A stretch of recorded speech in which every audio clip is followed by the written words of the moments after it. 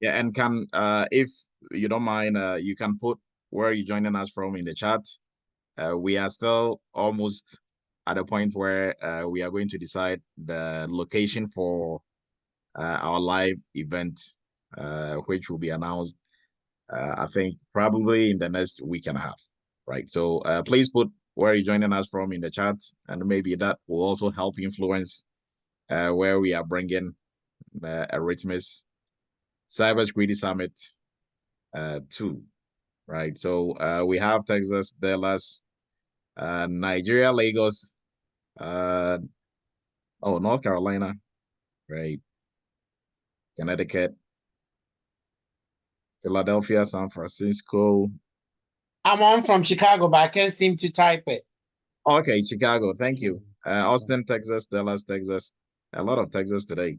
Atlanta, Georgia, Canada. Okay, so two Canadas. Florida, Atlanta, MA, Minnesota, Maryland. Okay, and Jojo from Ghana. Texas, Virginia, Detroit, Maryland, Chicago, Maryland. Okay, so Maryland also representing PA, Lancaster, PA, Maryland again. Okay, great, great.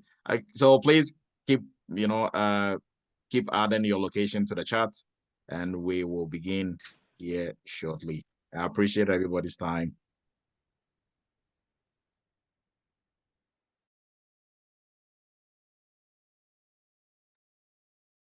So we are beginning time now. You are welcome to Eretmis Cyber Chat. We do this every Friday night and at 7 p.m. Eastern, and we appreciate everybody's time. For taking time to join us Friday night, you could have been anywhere else, but you chose to be here to share in the knowledge and in the discussion for us to grow as a community in the cybersecurity space. If you are new to the family or to Cyber Chat, you are very much welcome. And we do this every Friday night, so you are invited to join us every Friday night. And tonight's topic, we are going to be discussing how to apply for cybersecurity jobs in 2024. So applying for cybersecurity jobs can be a bit tricky, right? Mostly, I always say you don't know what you don't know, right? And then sometimes you hit, like you applying, and like you hit a wall, right? You don't seem to get ahead, and there are no responses and all that. And we are going to discuss all that tonight, right? So you are welcome. We are beginning time now. So you are welcome to Eretmis Cyber Security Academy. Eretmis Academy, we train cybersecurity professionals, and Eretmis Academy is uh, the organization bringing us Cyber Chat. And I'm Dr. Emmanuel Edu. I'm going to be your instructor for tonight. I'm unable to be on video because I was in other engagement. So we are going to move on without the video. And also a big announcement. So tomorrow we are hosting graduation ceremony for our interns. So you are very much welcome to join us. The link will be posted at the end of today's Cyber Chat. So please do well to join us, celebrate our interns. They did really awesome. Went through 10 major cybersecurity projects. A lot of work that was, done within 2.5 months thereabout. So I'm Dr. Emmanuel Edu. I'm a former professor at University of Maryland Global Campus. I'm a former United States Army captain. I'm the CEO of Eretmis Inc., a cybersecurity consulting firm based out of New York, and a KUSA company. And soon to be, hopefully by the end of this month, Eretmis will be an ASV, PCI ASV company also as well. We are almost done, almost there, just a few touches, and we will be on the PCI side for ASV scans also as well. So you are welcome. Also, I'm the founder of Eretmis Academy and the facilitator for Cyber Chat for most of the time. So you are going to be seeing me a lot if this is the first time of joining us on Cyber Chat. So we are going to move into our discussion for tonight. Now, Eretmis Academy is also an authorized CompTIA partner. So if you are looking to write any certification, CompTIA certification exams, we have 20% discount that we hand over to all our community members. So you are welcome to reach out. We will give you the 20% discount on any CompTIA voucher. Now, this is only for CompTIA. Other certification bodies, they don't have any discounts that they are handing out, even if you're a partner. So I think last week somebody was asking if maybe ISACA or ISC Square had something also on those lines, but unfortunately they don't, right? And then also everything that we are doing here tonight, when you join Cyber Chat, you can use your participation here as part of your continuous education points for any certification renewal that is coming up. So if you have to renew your Security Plus, CompTIA, Security Plus, or any of the certifications, you can use webinars like this one to help pass your certification or renew your certification without sitting for the exam again, right? So we've discussed this a couple of times. We have the video on our YouTube channel. And for Eretmis, we have a cybersecurity group, a cybersecurity group. So if you're interested in joining this, the link will also be posted. You can join as well. And for cyber chats and everything else, cybersecurity that we do, we post it in the cyber group, in the WhatsApp group. So please do well join. It's a huge community. I think we're almost 1,000 now. So we do everything, discussion, cybersecurity stuff, and career progression and all that, right? So you're very welcome to join. The link will be posted in the chat. And then also we have a YouTube channel that is growing. I think we are probably going to hit 10,000 tonight. So 10K on our YouTube channel, which is a huge event for us because we don't actively promote our YouTube channel, but gradually it is catching up. So we appreciate all of you signing up. And if you've not subscribed already, please do subscribe to our YouTube channel. Everything that we are doing here tonight will be posted on the YouTube, and it is also being transmitted live on our YouTube channel as well. Right. So you are welcome to check out our YouTube channel. So for tonight, we are going to look at one cyber chat, one cybersecurity news, and then we will jump into how to actually go about applying for cybersecurity jobs in 2024. And some of the areas that we are going to be looking at is preparation, job applications, actually doing the applications and interviews and job offer. There are a lot to discuss within these areas. So we are going to jump into our cyber news for tonight. So this week, big cyber news. We are only going to look at one. And the tax season is just around the corner. And guess what? Attackers are also doing. So scammers are also, prepping really hard for people who are going to fall victim to tax return scams, right? So tax return scams, they are ads about tax returns are being are flooding YouTube and Facebook and all these social media outlets that we have. So we are just going to look at some few pointers on how to look out for how to go about researching and getting the best agents without these scams that are out there, right? So for we are going to look at some use cases here shortly.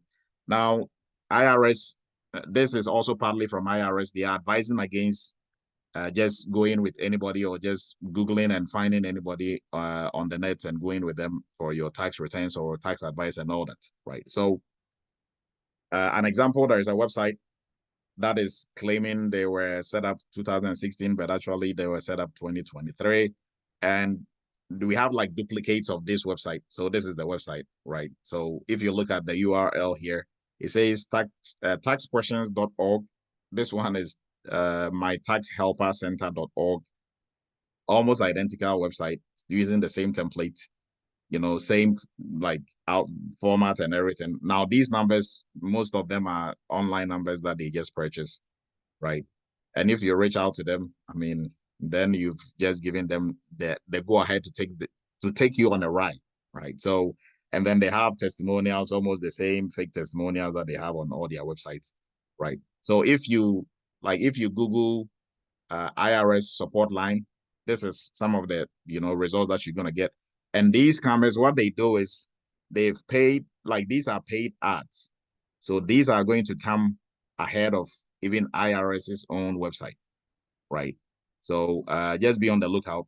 If you are seeing anything, mostly when you search Google, right, results that you see anything that is sponsored or that is a paid ad, mostly skip and go to ads that are that are generic, that just popped up because they've done well in the search engine, right? So just be on the lookout for this if you are looking for any support or any, and then also be on the lookout for the ad for the URL, right? So the URL, if you are going to a government website for the US, it is going to like the extension is going to be .gov, G-O-V. .org doesn't make it a government website, or .com. All government websites, none of them are using .org or .com, right? So if uh, anybody is trying to, portray themselves to be from IRS, or even a third party company, just be sure you are going to the actual company's website, not a clone version of it, right? And then also another, side of doing taxes is tax software. So tax software like TurboTax and the rest. There are some scammers who are also, pushing out similar products. They don't actually have the products, but they'll lead you into, or even if they are presenting something to be the product, you are going to end up giving them your information, and the tax that you are trying to file is not going to go anywhere, right? So be on the lookout for that also as well. They are pretending they are selling these softwares, and they are all also bogus. And sometimes, like I said, they pay for these ads because and they pay, really well for these because they know what they're going to get out of it, even if one person falls a victim, right? So just be on the lookout, even for software, tax software, especially those that might be free, right? Be on the lookout for it, right? So also another example, if you Google, Quicken Tech Support. So this is a natural company, right? That helps with stuff. So these results, the first two that we have here, they are all scams, right? And they have, something on the lines of what we are looking for, right? So just this is the official website for Quicken.com. But then you have these two, and these are sponsored. If you see sponsored on here, please skip these and just go directly to the ones that are not sponsored, right? So at least that is one way of getting around it. Okay. So this is the legit one. So this is another example or case study. So hopefully everybody is taking something from this. And if anybody else has anything that has to do with, tax return scams, please, you can at least maybe 2 or 3 people can share with the family, and then we are going to move forward into our main discussion points for tonight, right? So any inputs from the group, and we are going to jump ahead. Now, one red flag or some of the red flags to look out for, if they are promising a huge or a big refund, or if the charge or whatever they are going to charge you for a fee is going to be based on the size of your refund, then run, right? That is all that I can say. So just be on the lookout. And ultimately, IRS is also saying that each individual taxpayer is ultimately legally responsible for all the information on your tax return, right? Your income tax return. So regardless of who is preparing it, if you just give it to somebody and they do something with it, you are ultimately responsible for it, right? So just please be on the lookout. We are looking at this predominantly because not just for cybersecurity, but it's the tax season, and scammers are also really trying to take advantage of this also as well, like they always do. So we are going to move forward now. Any inputs from the group? Maybe somebody has some, insights or something that we might not be privy to. If you have anything like that, please raise your virtual hand. We'll give you the floor and at least 2 inputs, and we are going to move forward.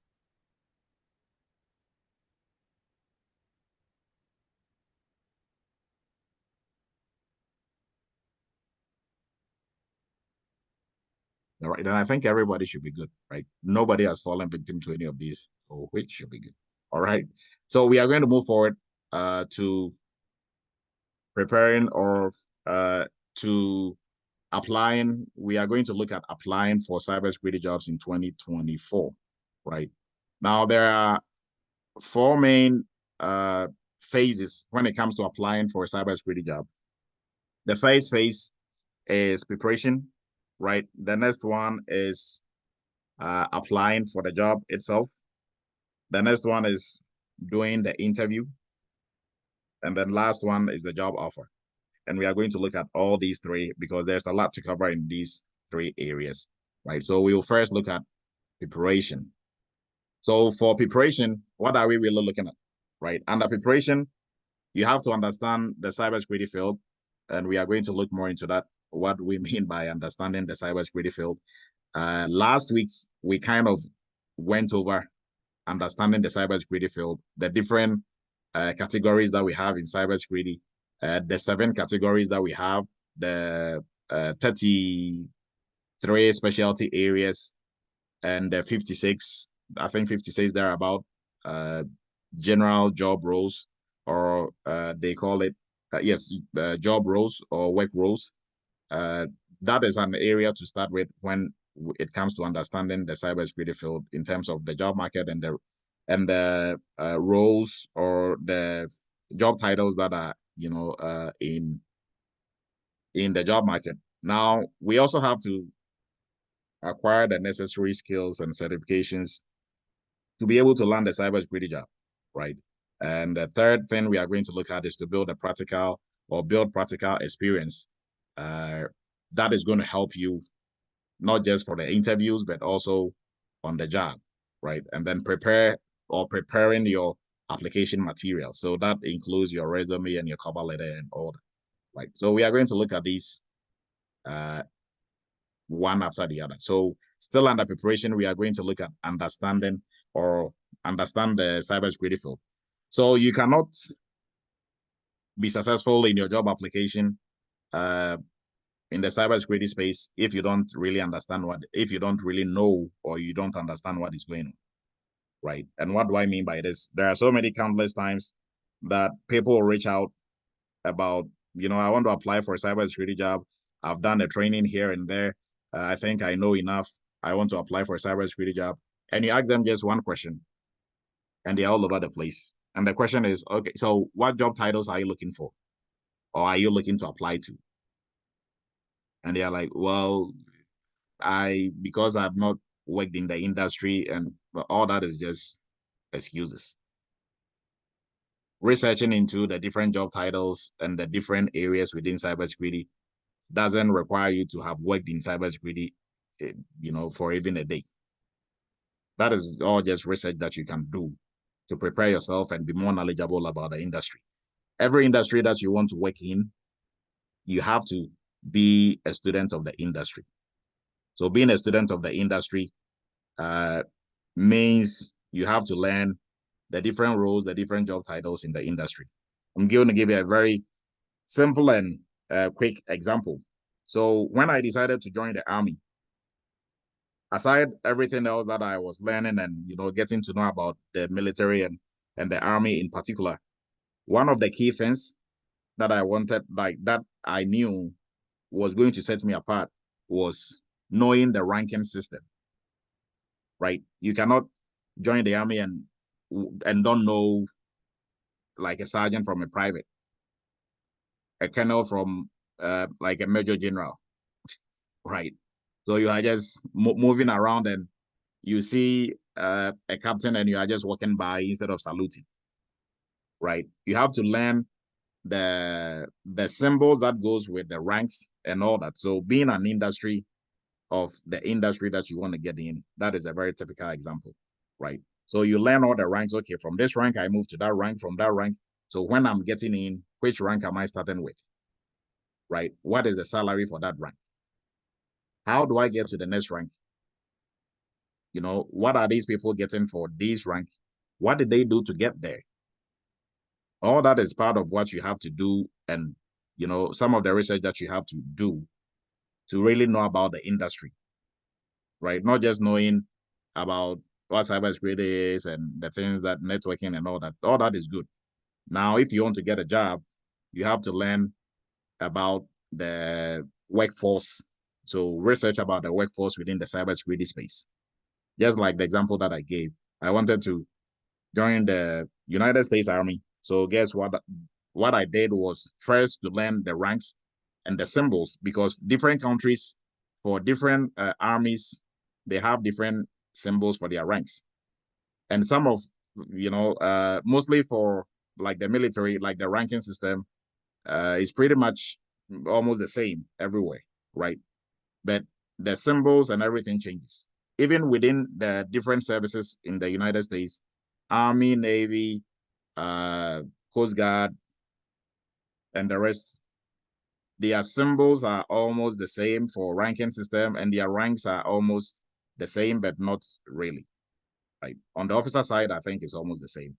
On the enlisted side, if you're a staff sergeant in the Air Force, that rank is equivalent to a sergeant in the Army, right? So you have to learn the industry. You have to know what is going on. So when we are bringing it back to cybersecurity or IT, or cybersecurity specifically, because we are doing cybersecurity, before, as part of your preparation, if you want to land a cybersecurity job in 2024, learn the different job titles. So those are going to be the ranks.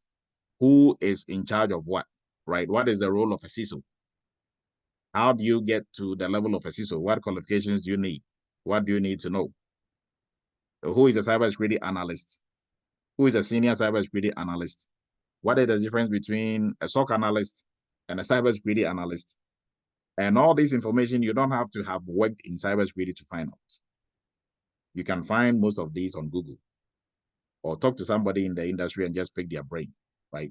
And that is why you are here. We are discussing, this also here. Even for Eretmis Cybersecurity for Beginners, the free course, we go over some of the job titles and what you do in those job titles. All those are some of the ways that you prepare for a cybersecurity job. So let's look at what we have here in the presentation. In cybersecurity, generally, there are two main, sides to cybersecurity, right? I mean, we have the blue and red team, but then there's like pink and purple team and white team, and that originally it was just red and blue.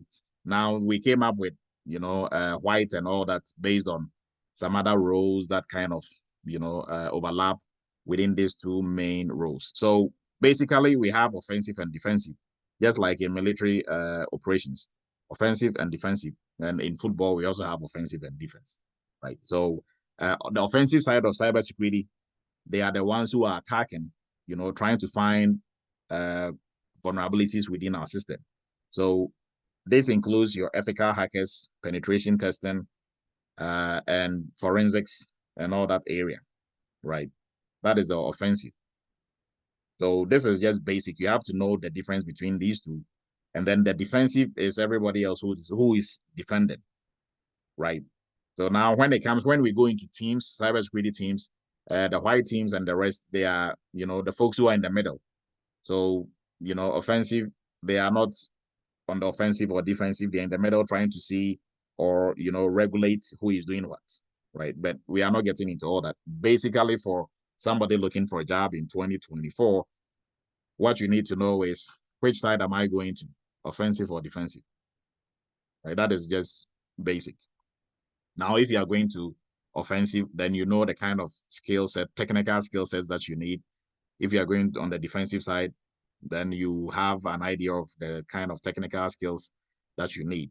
Now, soft skills are almost the same on both sides, but it's more heavy on the defensive side, right? So the defensive side, some of the job titles include security analyst, compliance analyst, auditor, incident response specialist or analyst, information assurance analyst, name it, the ISO, a whole list of it, right? So there's a lot, like a lot of roles in the blue side. So the red side also involves, most people will say, I don't want the technical side because maybe they are trying to run away from coding. The red side involves more coding.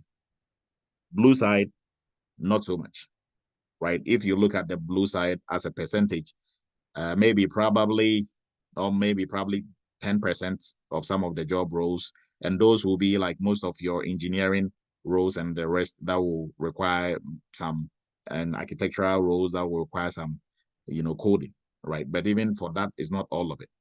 90% of it, generally we can say that don't involve any coding of any sort, right? So knowing the two different sides and which side you want to play on is going to inform your choice of jobs that you are picking to apply to or to apply for, right? So now let's move into specialization. So specialization simply is identifying which area that you want to move into. So blue side or red side. So for most of our cybersecurity entry level students who will finish the course and move into internship and finish internship, what we tell you is you can do almost everything at the entry intermediate level on the blue side, right? The training is not preparing you to be a penetration tester or an ethical hacker or a forensics expert, right? Because we don't do coding and take you through any of those curriculum for you to be able to function there. So we just let you know from the get-go, this is where we are going to put you in to specialize, right? So for the blue side, most of the job titles, if you have a very good foundation in security, you can function in most of the job titles. Now, some people also get into specialization, right? The not specialization, but actually picking a niche, right? If you are starting off in security, right, you are just from a different field moving into cybersecurity field. You cannot just move into like a specialty area, right?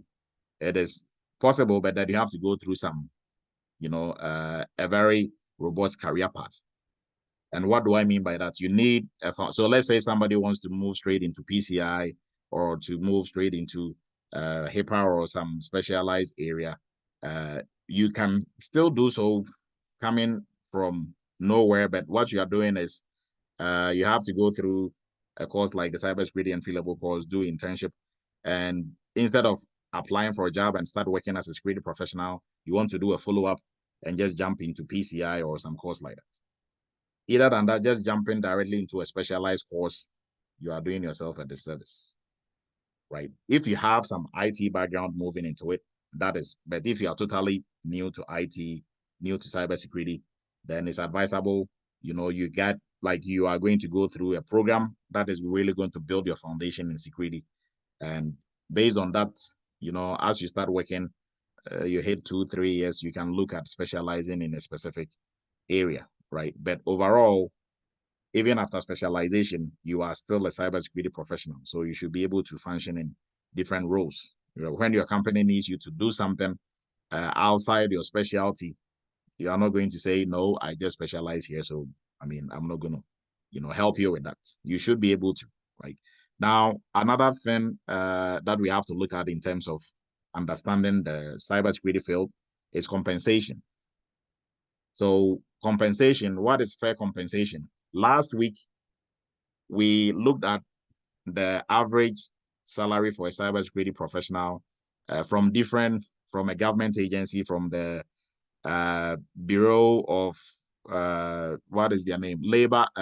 Bureau of Labor Statistics, or yeah, Bureau of Labor Statistics. If I got the name right, they track salaries for all professions in the United States, and according to them, the minimum salary was, I think, 112, 115, right? The average, not the minimum, the average 150, 112. Now you have to also do your research based on, roles within which side you want to go to. So for the blue team, for the red team, red side, blue side, offensive or defensive, what generally are the salaries within that job title that you are looking at? And for this, you don't even have to look any further. All you have to do is simply go on these job sites and search for roles within those areas, and you'll be able to have like a rough idea what companies are offering for that role, right? You have to do all that research also as well to help you understand the industry. So if you're applying, okay, compensation wise during interviews, this is the rough compensation that I'm going to talk about, and this is the fair compensation. So if you know that role is paying, and basing that also on the national average is 100 plus, right? And if that role typically pays 120, and you go to an interview for that role and they're offering you 85, then obviously, you are not going to take that. right? Now, some people will say, but I'm starting off, I just want to get my foot into the door. It's good. I mean, if you want to go with that approach, fine, you can just get your foot into the door. But you are selling yourself short. So if you believe in yourself, you have the knowledge and skill to be able to work and function, then at least something on the national average is what you should go for, right? Because if you decide to take that amount for that company, you've saved them some money. And HR, I think last time when we did something on these lines, job preparation, there was an HR,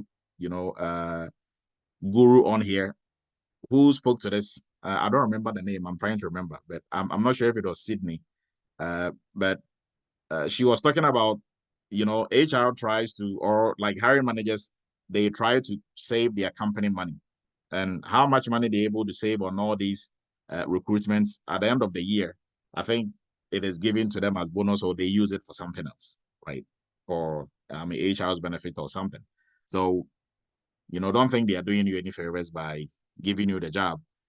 They are not going to give you the job if they don't feel like you are qualified for it. So you have to also know your value. But you cannot know your value if you don't know the fair market price, right? So if the fair market price for the role you are looking for is 100K and you are looking for 350K, then you are going to be wasting your time even applying for such a job. So understand the compensation, the compensation aspect of the industry also as well, and then also skills. What skill sets do you need, right? And which skill sets align with the role or with the area that you want to go into, blue side or red side, right? So researching into these roles, salary, and all that will help you to decide or to know which skills set that you need. Now, this you can do this before you even get into any cybersecurity training or prepare yourself, or after your training. Once you identify the skill sets and the knowledge needed, you can bounce that off what you know in terms of the knowledge and skills you have already, right? And then also you have to be a student of the industry, so you have to constantly be staying up to date on cybersecurity trends, threats, technologies, and regulations, right? They can ask you this during interviews. And for you yourself, it is good for you to be up to speed if you want to really be in the industry, right? Example is what we did for the cyber security news. And if you Google cybersecurity news if you Google cybersecurity news, there are a lot of, outlets that are providing really good cybersecurity news for you to follow. And then also cybersecurity trends, you can also find that very easy online, right? So this knowledge of current events in the cyberspace and threats and technologies, they are not only going to help you on the job, but also during interviews. If I know most interviews, they'll ask you what is going on, or like what is the latest trend and all that. And those should be some of the easy questions that you are going to get on your interview. But if you don't prepare and you are not truly a student of the industry, then that is going to throw you off, right? So as part of the preparation, another area that we are also going to look at is acquiring the necessary skills and certifications. So this also forms a very important aspect of the whole process, right? Now, most often you can get an interview if you have a very good resume. But then for you to pass that interview stage, it will depend on this stage of the preparation, the acquiring the necessary skills, not even the certification, the skills, the knowledge and the skills, right? Last week, we saw that in cybersecurity, when we looked at the cybersecurity competency model. So if you were not here last week, please go on our YouTube channel. Last week's topic was how to break into cybersecurity in 2024. We went through a lot. Skills that are needed. We looked at the cybersecurity competency model and the different tiers of skills that are needed, right? So technical, we concluded, or the competency model showed us that we do not only need technical skills, but we also need soft skills as well. Now, like I was saying earlier on, your resume will get you the interview. What is going to help you scale the interview is your knowledge and skill you are bringing to the table. Your technical knowledge and your soft skills or your non-technical knowledge, they are both going to help you scale the levels of interviews, which we are going to look at to be able to eventually land the job, right? So for technical skills, what are we looking at for technical skills? So going back to understanding the cybersecurity field, if you understand which area you want to move into, now you can determine, that will help you to determine the skill, the knowledge and skills that you need to be able to function within the security space. Now, with that being said, I'm still going back, right? Whether you want to work in the red team or the blue team side, like or the red or blue side, or offensive or defensive, overall, you need a very good working knowledge in all areas of cybersecurity, right? Now, on the red team, you are going to build on that with some specialty or some, special skill sets. Also on the blue side with some special skill set, but all those skill sets, they are dependent on your basic understanding of major areas of security, such as networking, cryptography, the risk management, and all that, right? So based on the training that you've had already, depending on the area you want to go into. So if we've established you want to go on the blue side, do defensive side, auditing, and all that, now you will, based on that, you'll be able to identify some of the skill sets and knowledge that you need. Now, this doesn't have to be rocket science, right? It's very easy to identify the skill set that you are going to need for the particular job titles you are looking for. And how are we going to do that? We will do a very quick demonstration when we go through all the slides. Now, this is pretty easy. Go to the job sites, search for, sometimes just even put in cyber, right? Don't even search for any specific job title. Now, cyber will bring almost everything out. When it comes out, you're going to take your time and go through. So let's say I'm looking for a cybersecurity analyst, and information security analyst roles. I will pick at least 4 or 5 or 6 information security analyst roles. I will look at the job description and the skills they are looking for. All of that is going to be listed. So I don't have to do any hard work. Look at all of them, or I'm just going to copy and paste them. Once you are done, look through for the 5 different job descriptions that you are looking at least 40 to 50% of the listings on there are going to be the same. Sometimes even 70%. So nobody should tell you, okay, everybody is looking for these 70% skills and knowledge. So now you are going to use that to polish up on whatever you have, right? So last week, we also distributed the gap analysis tool that you're going to be using to identify the gaps in your knowledge and skill based on the competency model. And that we posted that in the WhatsApp group. So if you are part of the WhatsApp group and you didn't check, please check. It is in there as well. So that will help you to also do some gap analysis in terms of the skills that you are lacking and the knowledge that you are lacking, right? So this is a very easy way to identify the skills needed within the space that you want to go into in terms of job titles, right? And we are going to do a demonstration of this, so hang on tight. Now for soft skills are a bit tricky, right? The easiest of these 2 skills to get, or the easiest to get trained on, is the technical skills. The hardest to get trained on is soft skills, right? If you cannot pay attention to detail to save your life, I don't know how long it's going to take me for you to be able to train you on that. If you just hate working with people, I can do a lot of things, but I don't think I can train you on that to change that behavior within 6 months. But I can train you on the technical skills at least within 5 to 6 months. I can train you on the technical skills really well, right? But on this side, the soft skills side, that is the tricky part. And during all cybersecurity interviews, that is what is going to make or break you mostly, is the soft skills, right? You go through your technical skills easy if you are really up to speed on your technical, side of the house. Now, when it comes to the soft skills side, that is what is going to get like that is what is going to break you. And why am I saying that? And why is that? Right.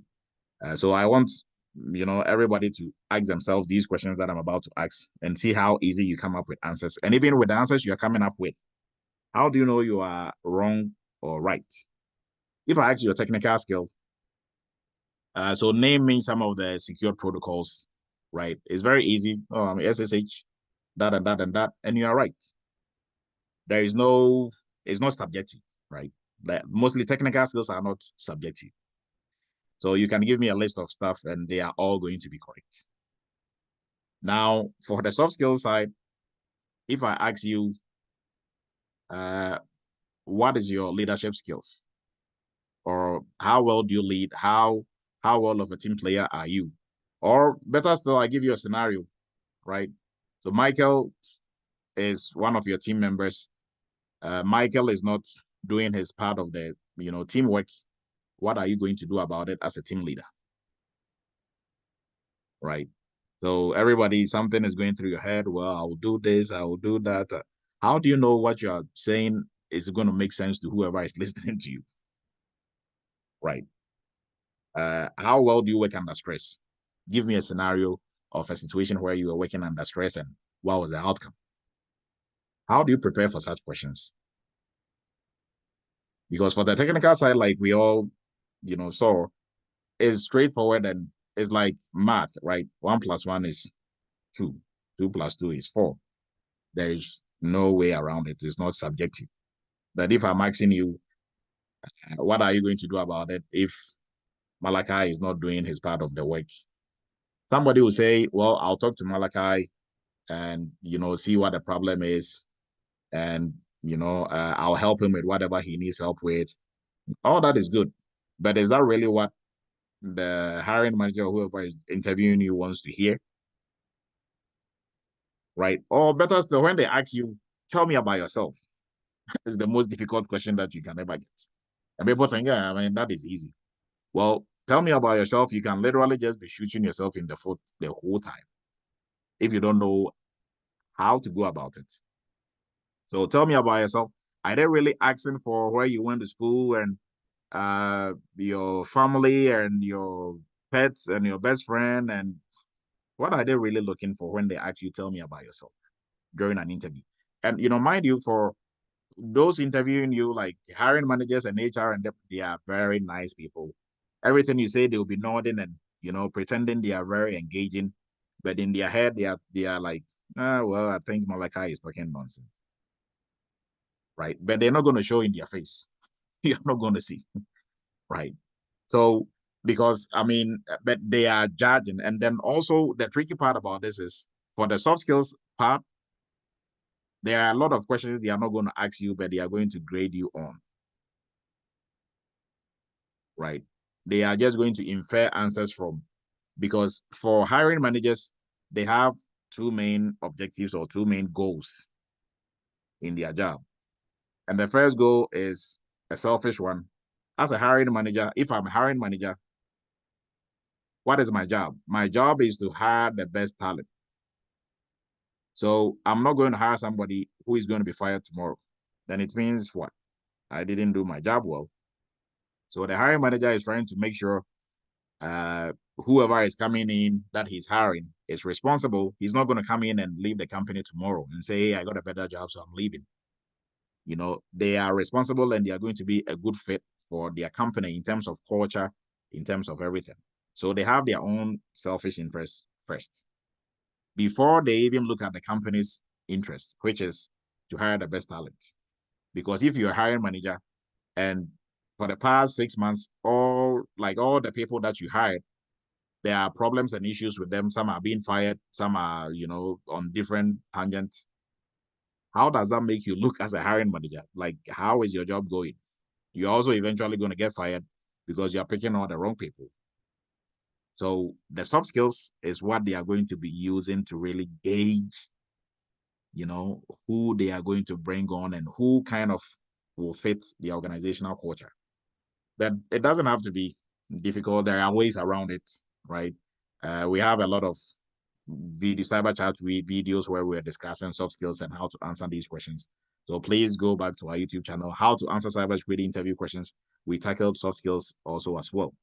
So you can, and that is a full session, so you can go take a look at it. Right. Now let's jump into certifications. So with certifications, you don't need certifications to land a cybersecurity job. Caveat to that is, if you have a certification, it will significantly enhance your job application. So if you have it, it's good to have. But then what you also want to do is that you can have a certification and it's going to go against you. Right. And what do I mean by that? So let's say I'm starting off in security. Uh, you know, I'm I I think I'm a pretty smart guy. So I'm just chasing certifications without the knowledge and skill to back it up. So I'm just getting practice tests, memorizing some of these questions, writing the exam. I don't know half of the things on the exam, and I managed to get Security Plus, CISSP, CISA, SIM, and every 2 months or every now and then I'm getting a new certification. And even worse, I don't know what some people are thinking. Worse, some people have others write certifications for them. There is a whole scheme of people who write certifications for others, right? And some of the big certifications also as well, right? So they can write it for you all day. But during interviews, if I'm interviewing you and I'm asking you stuff that you're supposed to know as somebody who is holding Security Plus and you don't know them, then I mean that is the end of the interview, really. So, but if you didn't have Security Plus, then I cannot really hold your feet to the fire, right? So having the certifications are good. Don't get too ahead of yourself.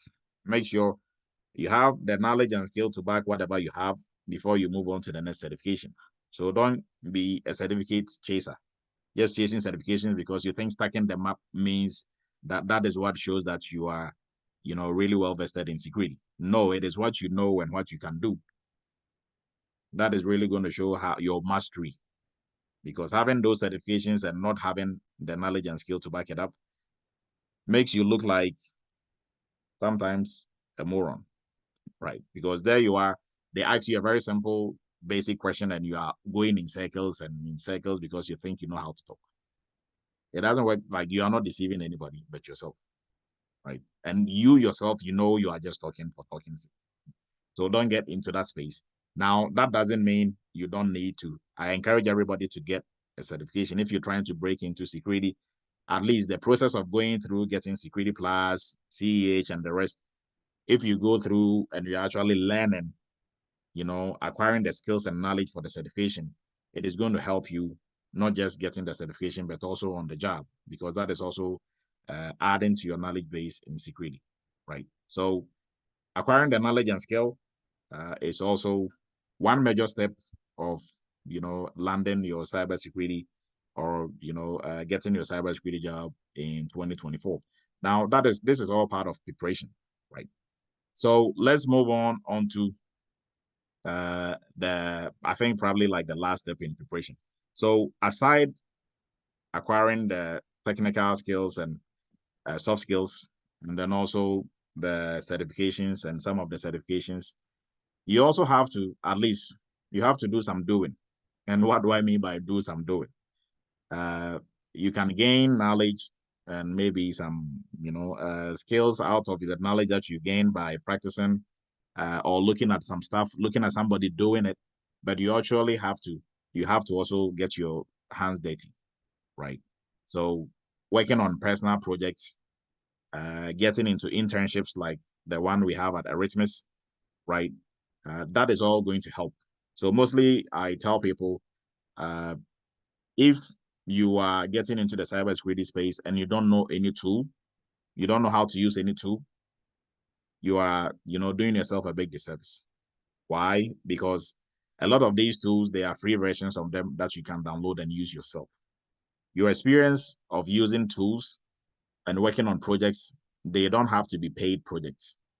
So you can be practicing with Excel, practicing with Nexus, practicing with Qualys at home, you know, getting different projects. I mean, if you have guidance, it's better. because then you have like a structure, something that you're going through. If not, and you think you are doing self-study or you are doing, doing like whatever you are doing, get some projects under your belt.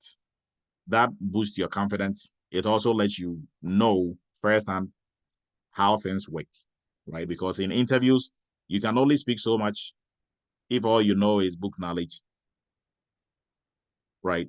If all you know is okay, and then also, now you don't have to really memorize as much if you've actually done it, because doing it does something to your brain, right? It makes everything start to make sense. And if you are asked a question on it, they can, catch you off guard, because anything they're gonna ask you, you've done it. You've been there, you've done that. Even if you've not done the actual thing, you've done something similar.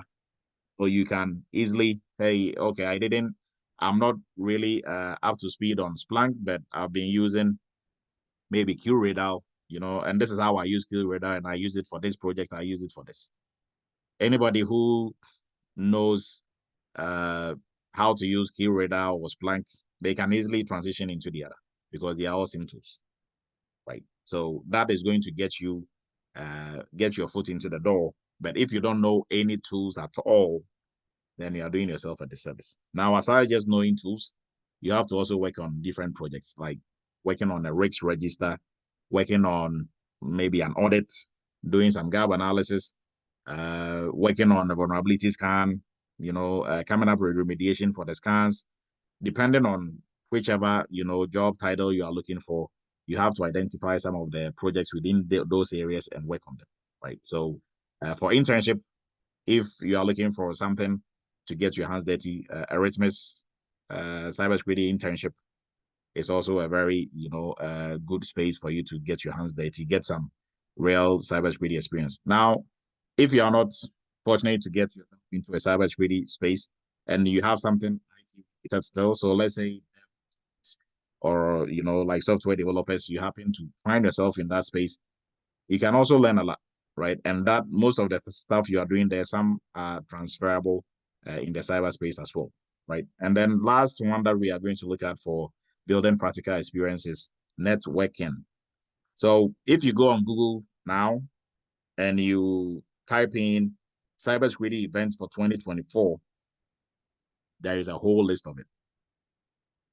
Those that are in person, online, find yourself in one of them, not just one, but a couple of them, because you are networking, you are learning in the industry, you are, learning from folks who are already in it, people who are also, trying to get into it, like yourself, and you are building, your network, your cybersecurity network, you are gradually building it. If you are here today, you are doing the same thing, building your cybersecurity network, right? So it is very important to do this. Now, this can lead to some job openings. There are some jobs that are not even announced. Not all. So cybersecurity jobs, not all of it are posted on these job sites. Some they don't even post it, right? So if you are in the industry, linking up with people, attending conferences and stuff like that, it's very easy to make some good acquaintances, and people will like to employ people that they know and people that they like, right? So that is also one of the things that you have to do for preparation, right? Now, the last stage, the previous one wasn't the last one. The last one, very last one that we are looking at for preparation, and most importantly, is preparing the materials you are going to use for your application. So after everything that we talked about, right? So gaining the knowledge and skill, researching into the industry to look at what is out there, compensation and all that. After all that, if you don't have a very good resume, you are not going to get any hits or get any interviews. So the documents that you are going to use for your application, resume is number one, cover letters, and then also now your online presence. So your presence on LinkedIn, like your professional online presence, like LinkedIn and the rest, uh, they are all going to, be used in your application process, right? So for your resume, we're also going to probably look at a practical example. Let's say you have no templates, like how we give to Eretmis students. but you are coming from somewhere you don't have any templates. You've been all over the place. How do you build a very powerful resume, or how do you come up with a resume that is really going to, catch fire, right? Catch fire meaning you're going to have a lot of phones, like phone calls and follow-ups and interviews. How do you build a resume like that if you don't have a template? Now, the structure of the resume also counts, right? So with today's AI tools out there, you can use AI to come up with a structure, right? ChatGPT can help you. Hey, create a resume for me for a cybersecurity job, blah, blah. It will give you some outlines and some structure. Now, you shouldn't totally rely on AI, because what you can do, AI cannot do, right? And what do I mean by that? If you have to tailor your resume to a job description, AI can only do so much. But you, as a person looking at it and reading, and with your own, logical reasoning, you'll be able to come up with better options than AI. AI is just AI is a robot, right? Trained to do things in a certain way. So you can always do better than AI. And if you want your resume to be a very beefed up resume that is going to help get you a lot of response, a very easy and simple way to do it is by going directly to the source. What is the source? You are going to use the resume to apply for a job, right? Now look for these jobs online. Look at the job descriptions they are looking for. Use that and pick the ones that you can do, right? So if there is 10 things listed on there, and your skill sets and the knowledge you have right now, you can do 80% of it. Pick that 80%, put it on your resume, right? One that will help you with the wording. It will help you with keywords, and you are not, putting different wording or different keywords than what they are looking for in that job space or that job title that you are looking for, right? So if they are looking for, maybe probably if you have to write your own bullets, you are going to write, I conducted an audit, using maybe CIS controls. But when you look at the job description, they've worded it differently, right? Maybe they are saying you should be able to conduct gap analysis using CIS controls. Maybe using CIS controls version 8. So because of that, I mean, when you conduct an audit, eventually you are going to do some gap analysis as well. So, okay, I'm just going to put gap analysis instead of the audit that I put there, because I can do that also as well, right? Now, this might look like a lot of work, but it's a lot of work that is going to save you time and energy on the backside than to just get somebody's template and just change the name and put your name on there and start submitting it, right? That is where people run into a lot of frustration, and it's not working. I don't think this is for me. I don't. Cybersecurity jobs are there, like we discovered last week, but they are also not handing it out as candy. There are more cybersecurity jobs there than any other IT field. But then it also takes 20%, or I think it was 28% or 21% longer to fill cybersecurity jobs than all other IT jobs, right? Because cybersecurity, you are playing a special critical role. So they are not just putting anybody on there if they don't feel comfortable that you can do the job, right? So they rather have the job open than to have somebody in there who is not competent, or who's so like that is kind of the ideology here. So it means that when you are going to, if you want to get picked, you want to have interviews, you have to make sure you are putting in the work. This is where a lot of people, after going through a lot of training, learning a lot, having the skills and knowledge, they get, they like hit the brakes here, because they apply for 1, 2, 3 jobs, they don't get any response and they just give up.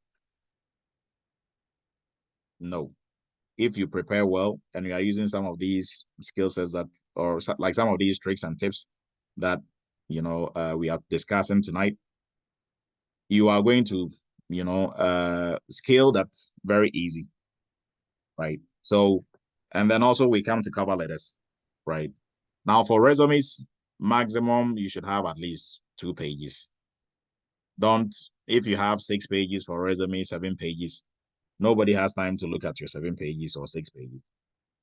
At most two, right? Keep it at two. So whatever you have to do to summarize, and also your resume is not going to be your whole entire life work history. So if you've been in IT, let's say for example, I've been in IT for 24 years. I'm switching into cybersecurity now. Do you think I can fit all my 24 years of IT experience on a 2-page resume? Of course not, right? So your resume is not going to cover everything that you've done professionally in your life. What you did that really, whatever you've done that applies to cybersecurity or you think is going to let them see your skill sets in the light of cybersecurity, that is what you put on there. So if that means I have to cut down my, reduce my, maybe just go back as far as just 5 years, for my job experience for a cybersecurity role, maybe an entry level role or borderline intermediate level role, I'm going to do that, right? Let's not get, you know, like into that space of we want to let them see that I've done all this and I'm like the baddest out there. It doesn't really matter. They don't have time to look at 6 pages. So you want to be as competitive as possible, right? So we put what is relevant on there. If you've done like 10 different jobs or you've been in 10 different industries, you don't put all industries on there. You put what applies. So probably you were a nurse, you changed, you got bored, you became a pilot, you flew American Airlines for 5 years and you became bored, you joined the army and you became bored. And when you're applying for a cybersecurity job, you have to you pick and choose what is going to apply, right? If you have some soft skills from this area that is going to apply, that is what you're going to put on there, right? You are not just going to put everything. I was a nurse, then I became a lawyer, and I became a carpenter, and then I became. Then like you are just telling them you don't know what you're about, right? But you can package it really well, where it is all going to make sense, right? And also for resumes, we've done a full blown cyber chat on it, so you can dig more into that on the Eretmis Cybersecurity YouTube channel, right? So now let's go move into cover letters. Now I know there are some questions.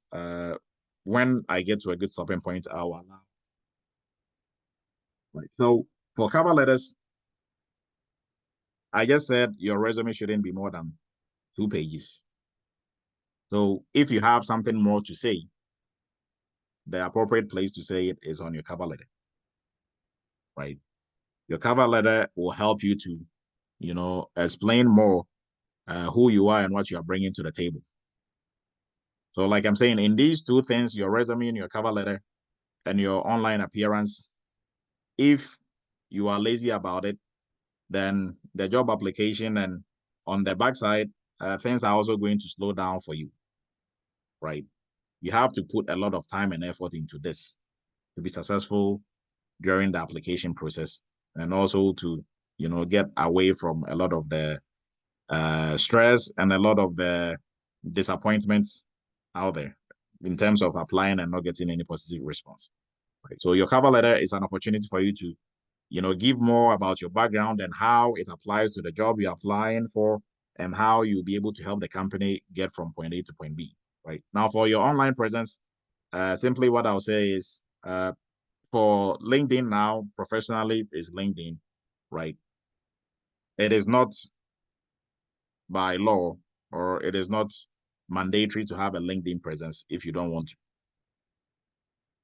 right? So the funny part is on LinkedIn, who sets up your LinkedIn profile? Everybody says their own LinkedIn profile up, right? So Dr. Edu can put on there, hey, I was the president of the United States from January 2023 to February 2023. And nobody's going to tell me to like pull it down or no, it is not true.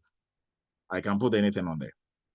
But the funny part about this is employers, they take everything on LinkedIn like as if it's the gospel truth or as if that is. So if let's say you made a mistake on LinkedIn, they are going to use that against you.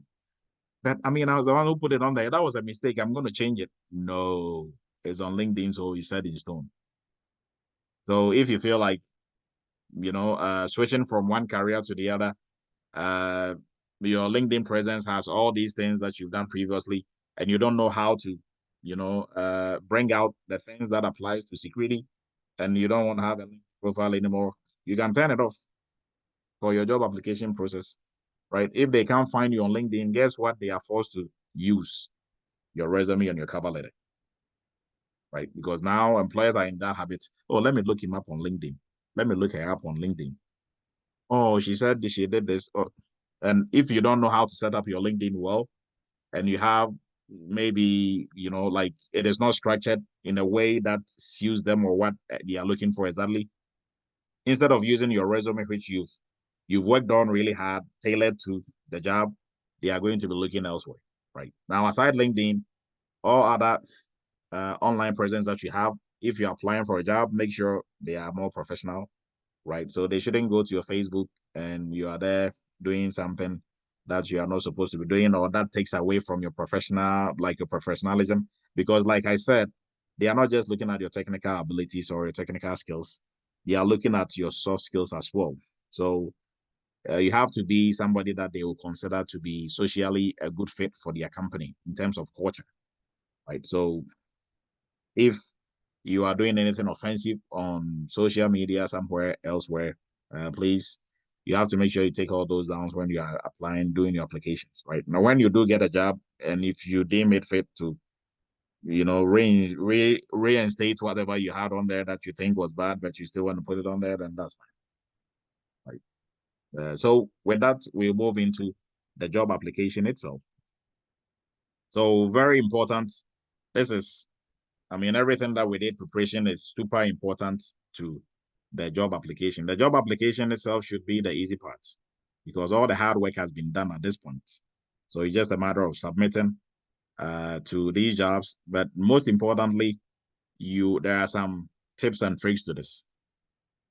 So if you are applying to a job, you have to make sure this job is uh, as new as possible. So the job posting is not more than at least 5 days. I'll say maybe five. So good, space to look at is a day to, or 0 hours to probably like 3 days, 4 days, right? So if you're applying to a job that was posted 30 days ago, mm, I will dig more into it, or I will not just waste my time on such jobs, right?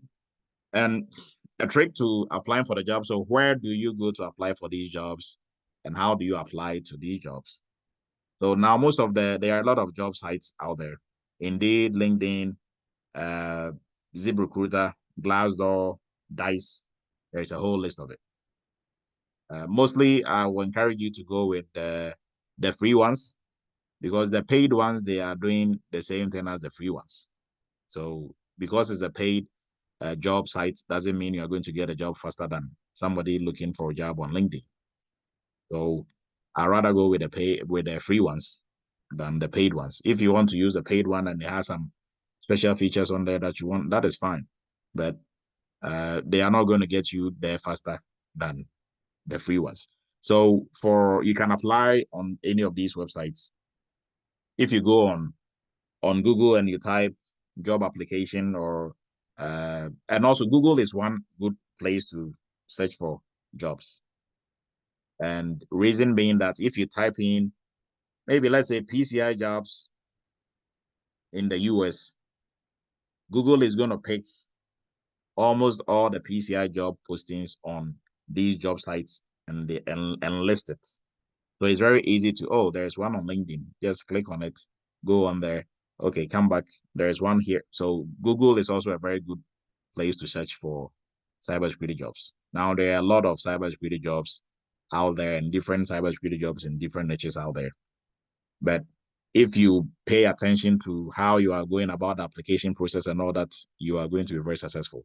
Now on LinkedIn and other places, if you set up your profile right, you know, recruiters will also reach out because recruiters are also looking for, potential clients or potential talent for their companies or their clients if they are working as third parties, right? So they are also constantly on LinkedIn looking for potential talent. So if you set up your profile right, and what do I mean? If you have the keywords they are looking for, because they also use different search engines to search through the LinkedIn to search through LinkedIn, right? So what you are using on there will help them to easily find you in terms of how you set it up and the keywords that you are using, right?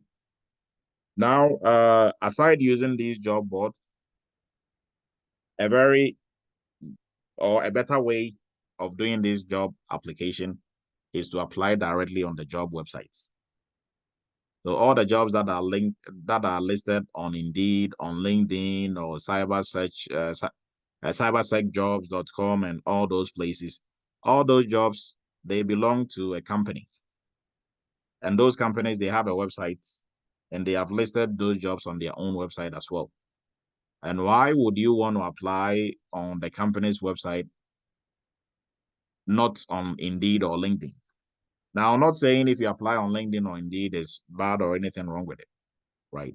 But if you apply directly to the job sites, chances of you getting in front of the hiring manager for that particular company is higher than applying on LinkedIn or applying on Indeed. Because what is happening is that there are a lot of recruiting agencies that are going to these companies' websites, picking the jobs and posting them on LinkedIn. And then when you apply, your application comes to the recruiting agency. It doesn't go directly to the company. And the recruiting agencies are doing their own screening to pick the best in their opinion and then sending you to the company that needs the talent, right? But meanwhile, maybe they wouldn't go with you. But if you apply directly to company, the company would have, loved to hear what you have to say, right? So you stand a better chance of getting more hits if you're applying directly to this company's website, right? Now, this also involves work. So if I go on LinkedIn, I see a job post, I look at the company, I go directly to the company's website instead of just doing one-click application. So click applied, oh, click applied, click applied. Uh, that just clicking and applying is easy. You can do 300 of it in 5 minutes, but the results you are going to get is probably zero, right? So if you take time and you are going to these job sites individually and applying there with a really good resume, your hits, even if you apply for 5, you will probably get a hit on 1 or 2, right? So taking time to do this, a lot of work goes into this. And most of the times people don't want to do that. A lot of work. And that lot of work sometimes that doesn't even take you more than an hour. The people think, it's so much of a hard work. I'm just going to do a half-baked resume, submit it to almost every job that I find, and hoping some of it is going to stick. Sometimes none of it will stick. So then we move into following up. So after you've made application, and also one thing, if you go to the job sites directly, if you go to maybe probably Target, I go to their website, I search for that. So when you go to their sites, they have maybe job openings directly there to click on, or careers or jobs or something like that. So when you click on it, search specifically for the job title that you found on LinkedIn or Indeed or any of these sites. Now, what will happen is if the job is still open, it's going to show up. If it has already been filled, they will take it down, right? But when they post on LinkedIn or Indeed, sometimes they pay for maybe 30 days. So if they fill the position within 2 weeks, they are not in a hurry to take it down. And there you are applying to all these dead jobs, and you are frustrated because you are not getting any hits. But the jobs are not even there to begin with. The fact that they are listed on LinkedIn doesn't mean they are still active, right? Or maybe sometimes they pulled it down because they don't have the funds to support that role anymore. So if you go to the company's website, it's very easy for you to confirm and then apply directly there, right? Now, follow-ups, once you've made an application, at least within a week, follow up, send them an email. Hey, I did apply to this role. I was just following up if there are any, more information on this. If they are moving on with somebody, they'll let you know. In that way, you are not sitting there waiting and expecting, and then there's nothing coming. And you don't get into that space of getting frustrated because nothing is coming up. Right. So and I think for the job application, we are also going to do a demonstration here after we've gone through the presentation. So if you are not getting any positive response after applying to hundreds of jobs and you are just applying and applying and you are getting frustrated, if you are not getting any positive response or no calls or follow-ups for interview, answer is just one. It means your resume is not working. So we have to work on it. Right. Your resume is a working document. You have to be tweaking it, tweaking it, tweaking it. Sometimes, and for most folks who have applied for security jobs and gotten it or other roles, it is like it is not uncommon for you to apply and get hits, and then silence, right? Like nothing is happening. I mean, you're applying the same resume, similar jobs, and it's like they just went on a meeting and said, we're not going to mind you, right? That does happen. But when that happens, don't get frustrated. We have to keep tweaking your resume, and then we're going to start getting hits again. So it is very common. You're probably going to get hits, no hits, no hits, no hits, or silence. And then if you work on it, you're going to, move back into, okay, getting hits. Now, if you're not getting anything at all, then your resume is not cutting it. So you have to work on your resume, right? So either the keywords are not working or you are not tailoring your resume to the job, or you are just using one resume that is not strong enough and you're applying to almost every job. That is not going to work. So when it comes to the job application, there are two ways of doing it, right? One, you have to have one master resume. And then out of that master resume, you are going to be tailoring it to different jobs. So, and that okay, so Dr. Edu, if I want to apply to 50 jobs, doesn't mean I have to tailor it to all 50 jobs. Not really. There is a way around it. For our students, we have a 60-day challenge and we have a strategy of how they apply to these jobs. And the strategy is every day you are going to apply to at least like 60 jobs, right? And how you do that is we have the one-click applications or the easy apply, and then we have the tailored applications. So at least every day you are going to do at least 10 tailored applications. The tailored applications take work because you have to look at your resume, the job description, and tailor it, put some of the keywords in your resume, change some of the wording to fit the resume, right? And you apply to 10 selected jobs that if I get this job, this will be my dream job. And then as you are doing that to your resume, what you are doing is you are beefing it up, right? So you are tweaking it to different jobs within the same category of role, right? So if you're adding to it, now you have almost everything that they are looking for. You have like 90% of the keywords they are looking for. So then you can be using that one resume to be applying to the quick apply jobs. So you have it uploaded on LinkedIn or on any of these job sites, and you're applying, or just one click applying. Now, for the jobs that you are tailoring your resume to, you don't apply to those jobs on LinkedIn or Indeed. You go directly to the company's website, right?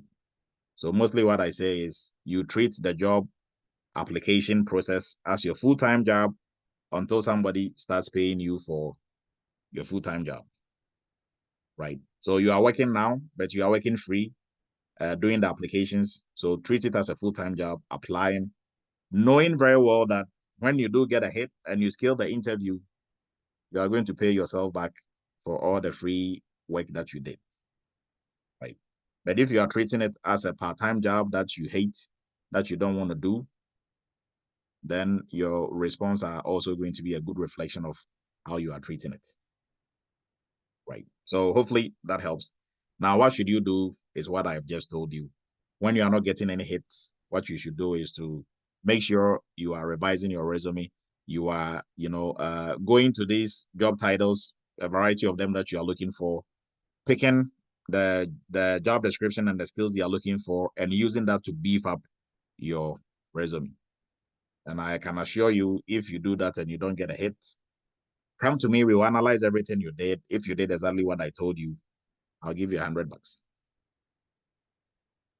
If come to find out you didn't do all of it, you pay me $500. Fair deal, right? Okay, interviews. Let's jump into interviews. What now? Our resume work. We got a hit and we got an interview. So what next? How do you prepare for an interview? Right now, for most cybersecurity interviews, they are going to go through at least 3 interviews. So first, second, third. If you skill the first one, you are good. Second one, that doesn't mean you skill the third one. So you have to scale all of it, right? Some companies, they will send you like a questionnaire or like some problem for you to solve. For some of our Eretmis students, I think for the internship, we give you some of the ones that some students have had. I think one was risk assessment one. So they had the diagram and they ask you some questions and you have to solve the question based on the diagram, right? For PCI folks, we also have similar ones like that. It was about scoping.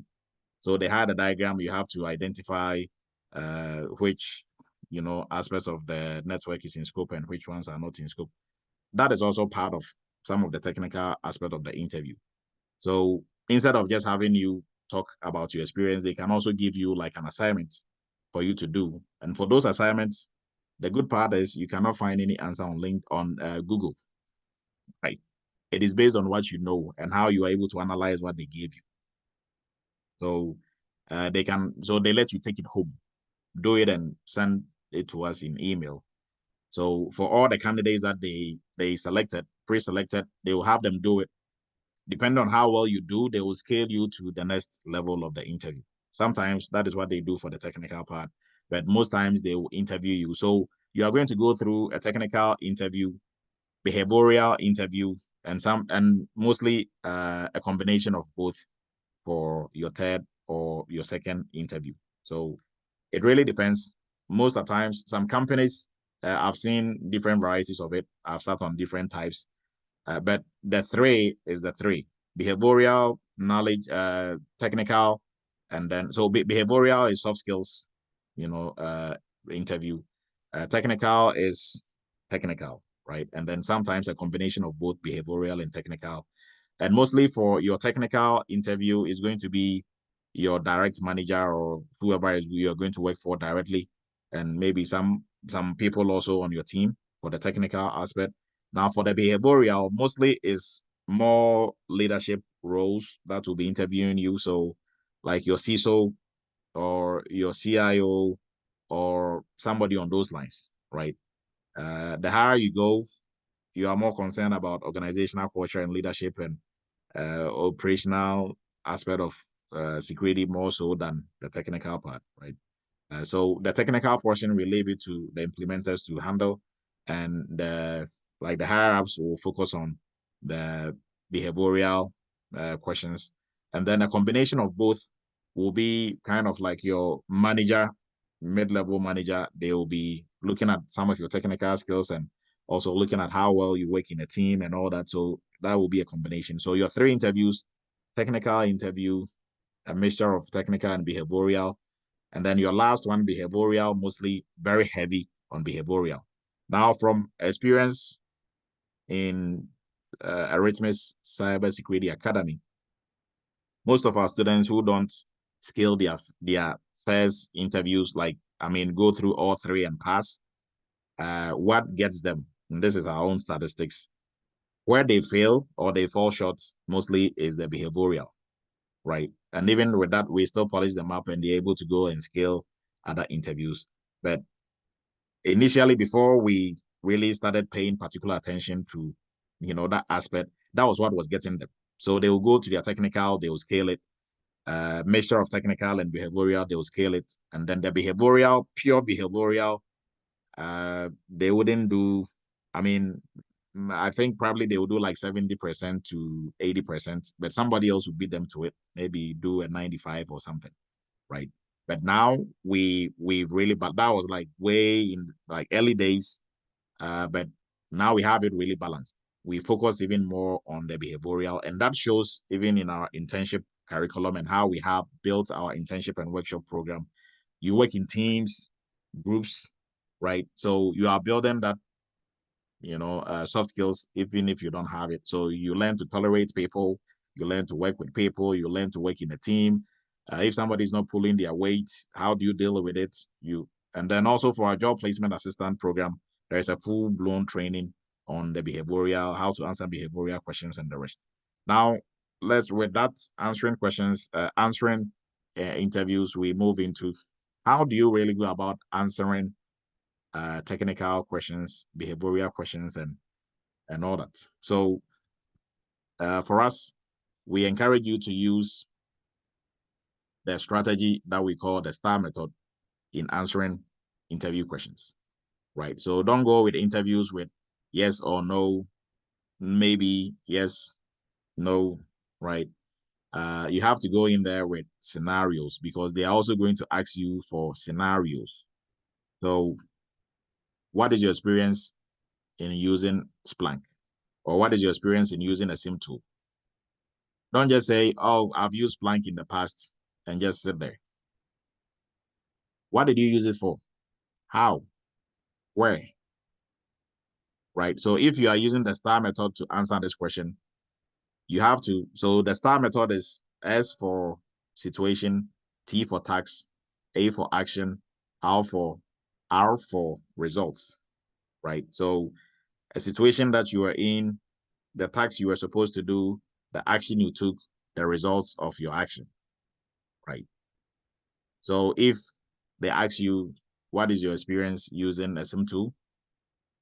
And the situation you can create as like if you've used Splunk like a SIM tool before, what was the situation that you find yourself that led to you taking or that led to you using this tool, right? So if let's say a client you are working for or your company was working for needed a SIM tool to help them, to have a better view of their security or have a better understanding or a better management of their security posture, right? So your company was instructed to select maybe the best SIM tool for them or help them use the best SIM tool or train them on the best SIM tool that will fit their budget. So that is the situation.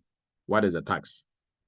A team was put together, you were part of the team or you were a leader in the team, and you were taxed to maybe install, like not install, but you were taxed to use Splunk, a SIM tool, Splunk, to help them assess their organizational security posture or to set it up for them to be able to use that to manage their security posture and see firsthand, at a glance, their security posture, right? So that is the tax. Now, that is the tax you are supposed to take, or like the tax you're supposed to do for that situation. What is the action you took? So your team went to work, you did A, B, C, D, and you were able to work with maybe their networking folks, blah, blah, blah. You set up your forwarders and all that to have all information transferred to Splunk. Everything was set up well. Your deadline was maybe you were given a week or you were given a month. You were able to complete everything within 2 weeks, 3 weeks. And your client really loved it. They've been using it up to now. That is the results, right? So if you answer in this way, all the follow-up questions that were coming, such as how did you use Splunk or how did you use this tool? When did you use it? Where? What was the issue? Now they have to skip all those questions and go to the next one, right? So your goal going into an interview is when they ask you one question, when you answer that one question, that answer should let them skip 3 questions to the fourth or the fifth question. If you are using the STAR method, that is what you are going to achieve all the time, right? To the point where they have 10 questions, but then they just ask you 3 or 4, and they are like, well, I'm out of questions. John, do you have anything for Michael? Right? Because at that point you are killing it. But if you just go in with no, yes, I use Splunk. Now you are just opening yourself for more blows, right? And you don't want that. And those questions are also going to bring other things that you are probably not even prepared for. And some of them will catch you off guard if you are not well vested in what you are talking about, right? So this is a very the best way to go about answering interview questions, and you are getting that all on here. So if you really take this and you run with it, I can promise you within the next month or two, you are going to come back and say, "Oh, I took that and I got a job out of that," right? And then also a very important thing about interviews. When we interviewed Naomi last 2 weeks, thereabout, she was talking about how she was keeping track of all the interviews she was doing. Now, not just the interviews, but the interview questions. Because all the interview questions, if you go to 10 interviews, 60% of the questions, if it is on the same similar job roles or job titles, 60% of the questions are going to be the same. Now, the 40% will be based on organizational differences, right? So if you went to an interview, they asked you a question, you were fumbling, you shouldn't be fumbling on the same question in your next interview. So if you come back from the interview, try to write all the questions down before you forget.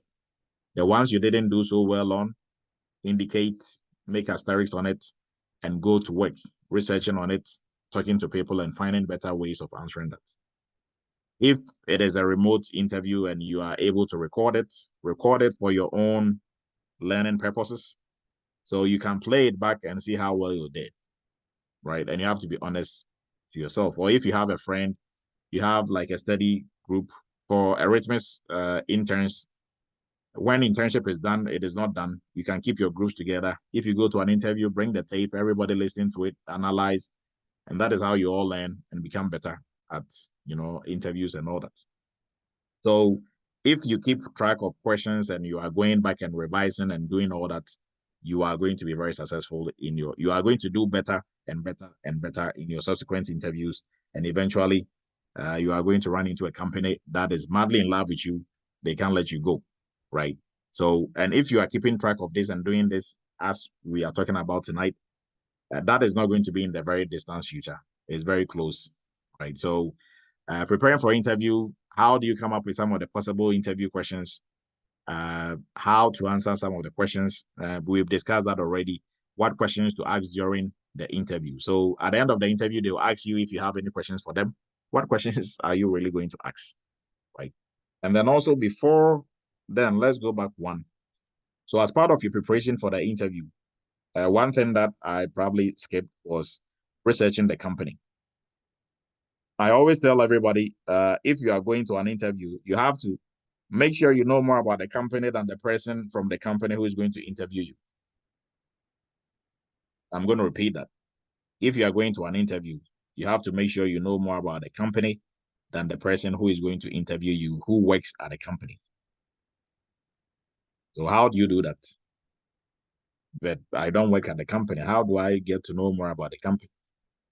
Well, the company has a lot of information on their website that people who work there don't even take the time and energy to go through to read and know more about their company. So if you want to go work for this company and at the interview they ask you, hey, so what do you know about that company? And you are fumbling, you don't deserve to work in that company. It's simple and like simple and straightforward, right? So you are just in for the money. You are just coming there. You don't really, it's like if you are finding a significant other and you are interviewing a bunch of guys or a bunch of ladies. If you're a guy, you're interviewing a bunch of girls, like the shows that they do on TV. And maybe one, lady comes up and you ask her, so why do you want to marry me? And they're like, well, I mean, or you ask them, what do you know about me? Well, not much. So you don't know anything about me, but you want to marry me? Really? Maybe probably she's heard you are a billionaire, so she's just after the money, like he can take care of her. Or he knows you're a billionaire, so he's but somebody who genuinely wants to be with you will take time to learn about you and know what you want, what you don't want. Same thing with the companies, right? It's a relationship. So you are there to help each other. They are going to pay you, but then you're also going to work for that amount of money they are paying you. But they would like to know if you really have any interest in working at the company or you just want a job. But if you've done your research and you know about the company's mission, their vision, when it was formed, what they do and why they do it and what they've been in, what happened in the past, then they'll know, okay, this guy is really about business. He took time to learn about us. He deserves to work here, right? So if you don't take time to research about the company, you are shooting yourself in the foot. And another way that is going to show is if they ask you, why do you want to work for us? Or what are you bringing to the table?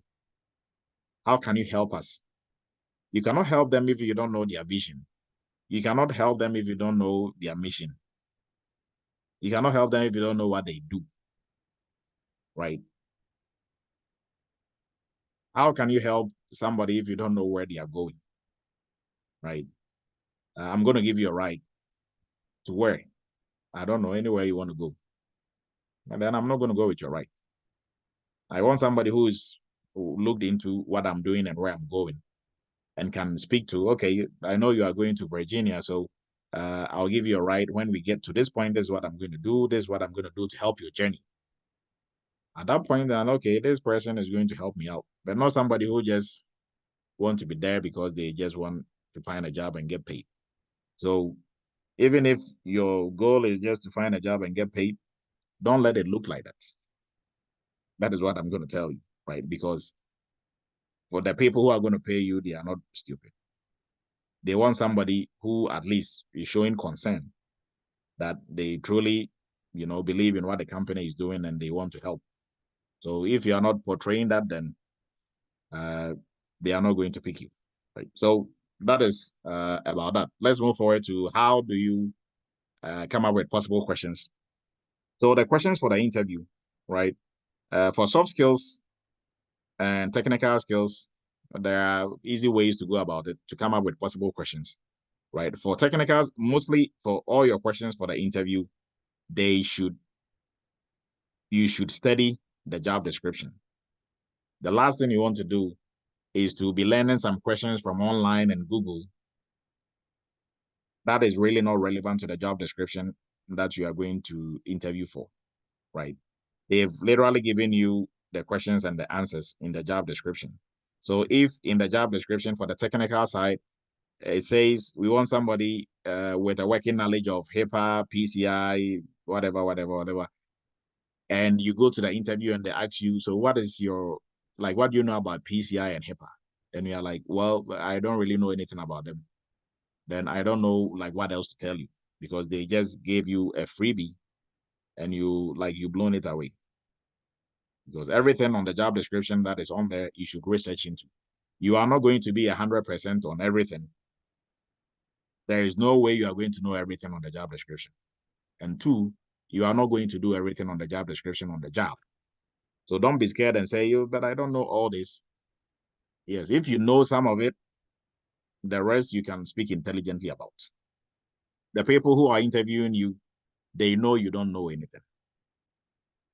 So don't think they assume you know everything on the job. They know you don't know anything, but they are looking for somebody who is coming with some knowledge and skill, who is trainable, who is a workable person that they can, work with and who will fit the organizational culture. So they are looking for a whole package, not just some technical person who nobody can talk to or like who really hates everybody, right? So you have to make sure you are going line by line the job description. Ask yourself, how am I going to do this? How am I going to do this? How am I going to do this? And you answer it, right? You can use some AI tools like ChatGPT and the rest to help you. But like I'm saying, that shouldn't be your end all be all. So that should be your starting point. It should give you, some fraction, some, like something to work with or something to go off on. But don't just, hey, AI or ChatGPT, give me questions for this job description. And then just, that should be like the holy, uh, scriptures for your interview. No, you have to ask yourself, how am I going to? They maybe in the job description it says they want somebody to develop and implement security policies. Ask yourself, how do you develop security policies? Two, how do I implement security policies? What are some of the use cases or scenarios that this can happen, or that I will have to do this? If you've not done it in real life, for like folks in the internship, this is easy peasy. You've been there, you've done that, so you can come up with different scenarios. If you've not done it, research into it. How are policies developed? What policies do we even need for a company? What security policies do we need? What are some of the what are some of the titles for these policies? And why do we need them? Right? Questions like that, ChatGPT cannot give you all these questions that I'm giving you. It can give you something and give you some possible answers. But overall, you have to, make sure you are doing that legwork. All right. So, and also for how the interview questions to come up with them, we've also had a session on it on Cyber Chat. So it is also on our YouTube channel as well. So now eventually you're able to scale all three interviews. You got a job offer. What are you supposed to do? Right. So negotiating your job offer. Once you've been offered, once you've been given an offer, don't be afraid to negotiate. Right. Don't think, I worked so hard to get on here, so I don't want to blow it. So if whatever they said they were going to give me, I'm just going to take it. Right. Now, most companies, they are gracious enough. Sometimes they will even say they are going to start you off with 100, and the job offer will come and it's 115 or something on those lines. Right. But if it is 100 and they still came with 100, at least you can push a little bit. Hey, I think I would rather take maybe 120 or 100, and so we have to be reasonable also as well. If you ask and they still insist that is all they can offer, that's fine, right? But at least you asked, so don't be afraid to ask or push the limit, right? And then also you have to make sure the job, like whatever they are offering in terms of compensating, it is based on fair market value in terms of your location also as well, and general cybersecurity fair market value as well. And then there are other compensations such as insurance and other things that might not be, given directly to you, but they all add up to your overall compensation, right? So you have to take all that into consideration. Now, additional tips. The most important thing I want to say here is don't get frustrated. You have to, the only way you're going to win is to persist and continue and continuous learning. So if you persist and you keep pushing, there are going to be a lot of no's, but one yes, you just hit the lottery, right? So just going through the no's to get one yes.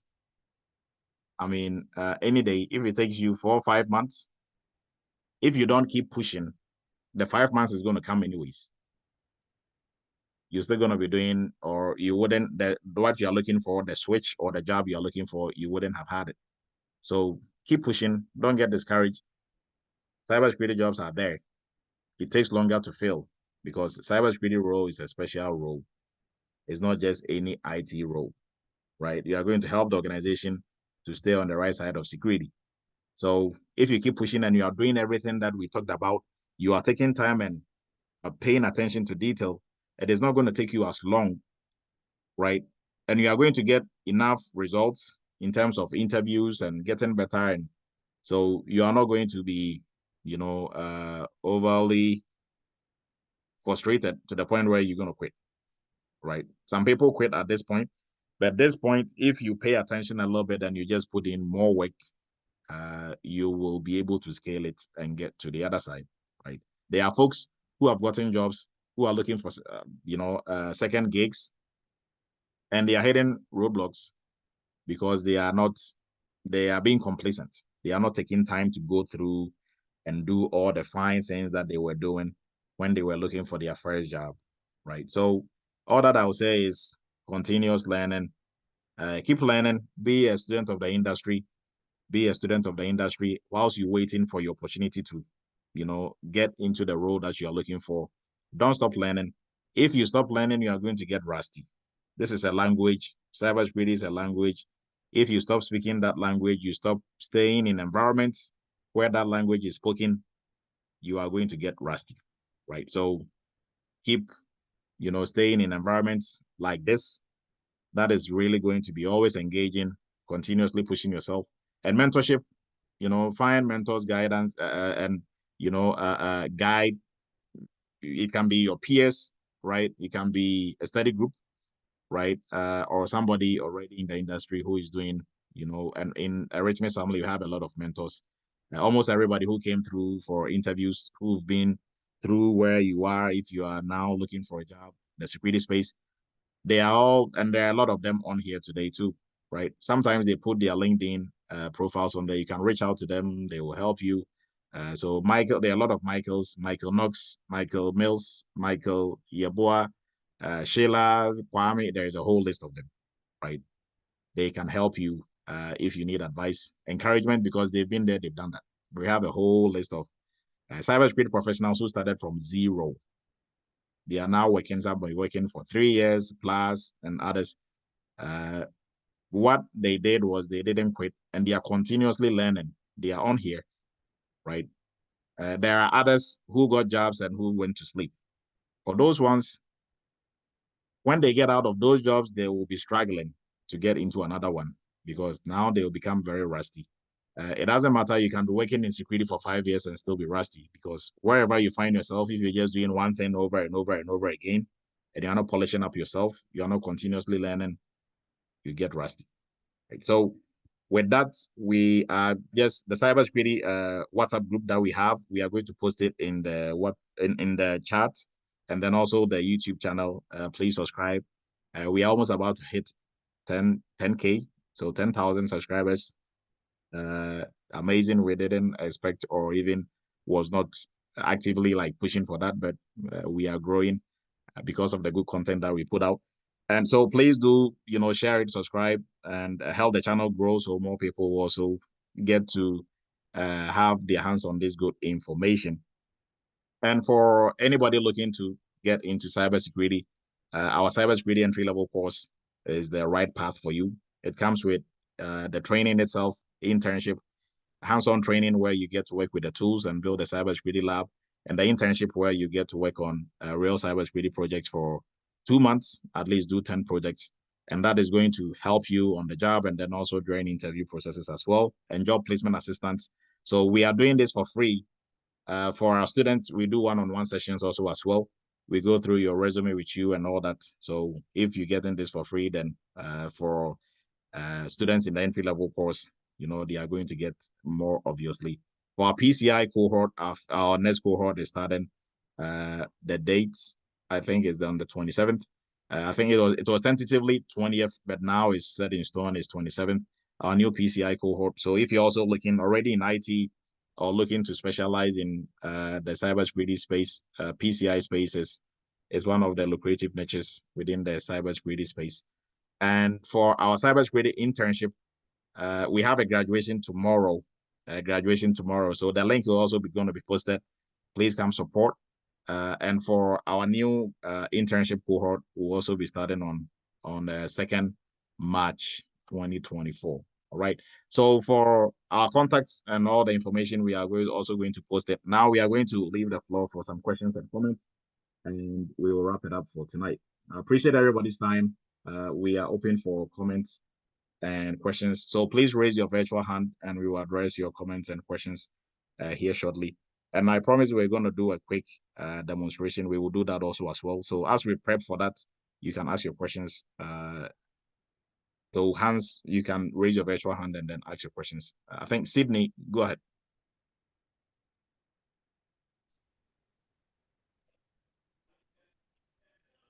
Yeah, please unmute yourself and.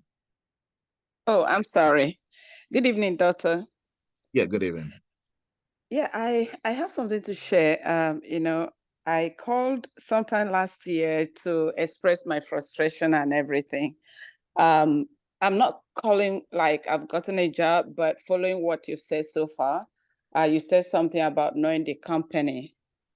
Recently, I have had to review my resume and try to find out what really happened because I realized I had a couple of resumes, but some of the employers will be like, going through your resume, and I'm like in my head, oh, which of the resumes are they talking about? You know, I get confused. So what I had to do was to consolidate my resume, and I tried to keep one so that whatever resume they're looking at, I know that's the one that I have. And so far it's been coming out very positively. Like between the from the beginning of January, I've had to interview with about 4 companies. Wow. And I received a call from one, I think that was on Wednesday. I didn't go through with that. It was remaining to meet with the CEO. So the remaining 3, I'm still waiting to hear from them, but I've gone through the 4 stages of those interviews. And I was like, following this chat has helped me a lot, you know, and even if I get a no, but in a long while, I have not had this stream of busy moments preparing for interview back to back. They were sending, communicating with them. And even when that call came, they didn't just send me an email, they called that I know this is not the call you were expecting, but we had another person that was with you. It was a very competitive.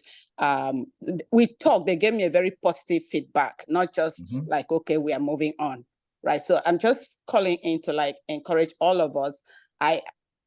To like keep pushing. Seriously, I just braved up and said, let me find out and know what is wrong with my resume and all that.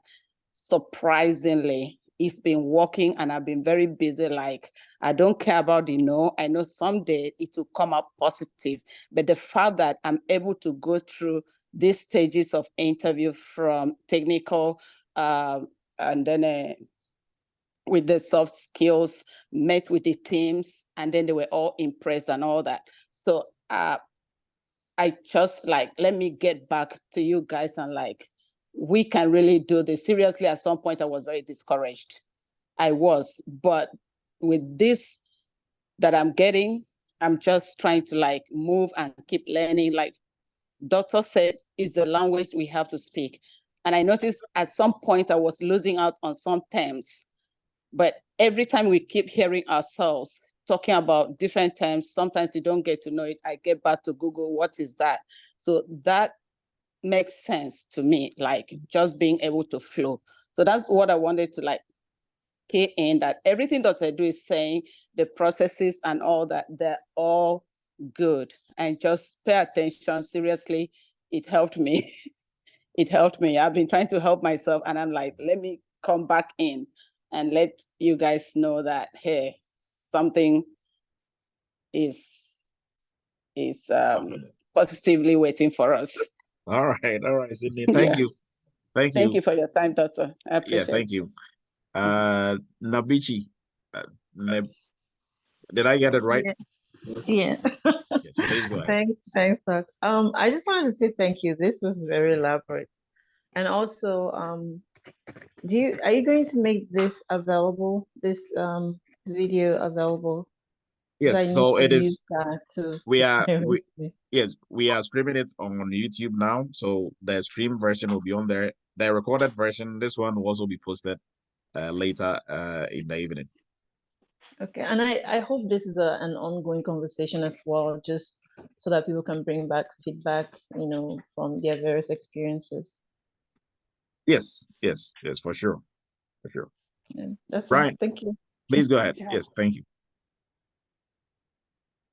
Hey, Doc. I appreciate this message as well. I was on YouTube listening. I had to come in the Zoom to say this. I had got my first interview, and I think I was overly excited or whatever, but then anxious at the same time. So everything you said, I forgot it all. It all went out the window.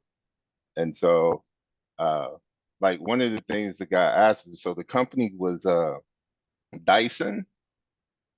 And so when you say study the company, right? So if everybody here, do you know the company, you've heard of the company Dyson, right? And so they're known for what, the vacuum, you know? So, but Dyson also makes like the hand dryers when you go into the Starbucks into the bathroom, those little air things that blow. Uh, they also do cosmetics. They got a part of the company corporation in Europe. They sell what do you call it? Strawberries, right? I didn't know any of that. Oh, okay. Yeah. And so, just some of the, keeping in mind when they're talking to you and they ask you to tell you about yourself. You're right. It's not about well, I like to go play basketball and this and that, right? They really want to know what you know, what you could offer the company. I think the guy kind of got me because he started talking about himself and, giving descriptions about what he liked to do or whatever. So it was a pleasant conversation, but one thing he also said, he was like, "Oh yeah, we give 3 weeks vacation." I don't know, maybe I had a look on my face. I was like, "That's it, right?" But so that's what look, man. But this is right on point, right? Like you are giving us the real deal information. I just wanted to come say that. Thanks a lot, Doc.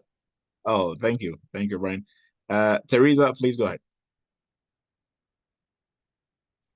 I wasn't going to speak until I heard Brian speak. So just wanted to add on to what you said earlier.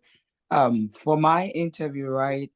Even when I started, the HR told me that they've selected people already and I don't know if they will let you in. She just let me in and I just joined very late in the interview process. I got to the last person who is like the senior man and I didn't even do anything better over there. But when I met the hiring manager, he was more focused on the behavior, like how you relate to others. And so these people after the interview told me that, oh, we've given the position to someone else. But the hiring manager called me back and said, Teresa, because of how you answered your relationship with people, just give us some time. We will call you back. So really knowing just the technical will get you there to a point, but how you relate to people, how you interact with people will also lead you all the way to get the job. So in as much as we know the technical, just like Dr. Edu said, pay attention to the behavioral, how you connect to people, how you relate to people. That will also get you the job that we are all looking for. Yes, thank you, Teresa. And Teresa eventually got the job, right? Yeah. Yes. So I got a job even when they told me others have taken the lead and I was really behind. And even when I got to the last interview with the senior manager, true to myself, I didn't do well because I'm like, everything is done. What at all is he going to ask me? But I knew I didn't really perform much. But how on the behavioral level, the relationship questions, how I spoke to the hiring manager, he one day told me when I joined the company, like, you know why I brought you here? How you talked about you were going to relate to people and work with them. That's what got you into this job. So really that means that those who came ahead of me on the technical front were really good, right? But what set me apart was my relationship skills and how I was going to work with the team on the whole, because that was their challenge. They have knowledgeable people, but they don't know how to get others to work together like teams to resolve their issues that they are facing. So it's really important that we pay attention to that part of how we will do others. Oh, thank you very much, Teresa. And Teresa is graduating tomorrow. She's also going to be a guest speaker in her group. So please come support us. I think we have to post the link also for tomorrow's internship graduation as well. Right. All right. So Eliku, please go ahead. Yeah, I was gonna ask Teresa, could she give an example of maybe some of the questions that were asked and how she responded, just to give us some context? Okay. One thing that really stood out for me was how you were going to work with like a team that comes on a meeting and everything you ask them is like nobody knows what to do. How are you going to deal with such people, right? And my background is in project management. So really, I've encountered that before. So what I told them was that if people come on meetings and they are not giving me responses to like the questions or issues that we are dealing with on the ground, how about you reach out to them before the meeting? Talk to them. Or if somebody gives you a response you didn't like after the meeting, reach out to them before the meeting. Can you connect with them to align with the people before? So really, it was kind of conversational, right? And as they asked many questions over and over and over, and it's like everything they said, I was able to kind of, and I mean, just like what Dr. Edu said about the teams that we worked with, right? It was very tough. You know, we all came from different backgrounds, and I learned a lot about how to relate with people to get job done. So really, I'm a person that I don't really remember much of the questions, but I also remember they asked me, what is my greatest weakness? And that one is a question that I prepared for. I don't even remember the answer I gave. So these are questions that will pop up. And the scenario questions that using the STAR method that Dr. Edu talked about. You know, when I met with Dr. Edu, he told me that you need to know the STAR method. And I'm like, it was like, I don't even know what vulnerability manager does. How much do I even come up with the STAR method questions or scenarios? So I used ChatGTP. It gave me some scenarios and I researched to understand the scenarios they gave me. And so when they really asked me about working as a team, what vulnerability management project did you do? And I just narrated everything that I researched on. And I just told them, I really can't remember specific questions, but I remember the STAR technique questions and the behavior questions that they asked me. Yeah. All right. Thank you, Teresa. Very insightful. Well, we are, I think, 6 minutes past the hour 9, so we'll be wrapping up. I appreciate everybody's time. Have a great weekend. We've posted the link to our graduation tomorrow for our internship for our interns. So our cybersecurity internship graduation for every cohort. Once we're done, we'll do a graduation ceremony to celebrate the hard work and to congratulate our interns for the hard work that they put in during their internship. So we encourage you to join us tomorrow morning. The link will be also emailed out. And please go ahead and for our WhatsApp group, you can join us also on there and then subscribe to our YouTube channel. We will probably hit 10K, which is a big milestone for us tonight. So we appreciate everybody's time. Have a great weekend. We will meet next week, same time for Cyber Chats. And if you have any questions, our links and link for appointments are all in the chat, so you can make an appointment and speak to us. Have a great weekend, Hey, everyone. Doc. Stay Doc. blessed. Thank you. Good night. Doc, Go ahead, Joe. Thank you. Have a Thank good you, one. everyone. Bye-bye. which cohort is graduating tomorrow? So it's June and August. Oh, June and August. What about ours? Ours was in what, April? No, so like then your graduation has been. It's not the intern. It's not the PCI. It's the cybersecurity internship. Oh, okay. Yes. All right, got you, though. Hey, Thank you. sorry, Yeah, go guys. ahead, Shake. Oh, yeah, Dr. Edu, I know it's been some time now. I was going to try to ask the same question, but he just asked it. Yeah, so for I you, was you are trying to say. not going to graduate until we've gone through version 4, which is sometime this month. We are all going to go through version 4, and then everybody who's completed their PCI internship, there's going to be a big graduation. Oh, yeah, but the what happened was I did the internship with the February cohort, even though I Okay. was April. Oh, okay. I did that internship here with the February cohort, and we finished together. Okay, great. So I mean, like once you've completed it, you've completed it. So you should be good to go. Okay. All Thanks, right. Doc. Thank you so much. Yeah. All right, everyone. I appreciate everybody's One time. more question for you, Okay, Dr. go ahead, Edu. Eliku. Yes, go So ahead. you said version 4 is everybody who did PCI last year Yes. gonna be part Yes, of that? everybody. Yeah, the link will be sent out. So everybody, we are going to do a follow-up on version 4, and everybody should be up to speed on version 4. So everybody who went through last year, there's going to be a makeup class for PCI version 4. Do you have an idea of the timings No, it's gonna be in February.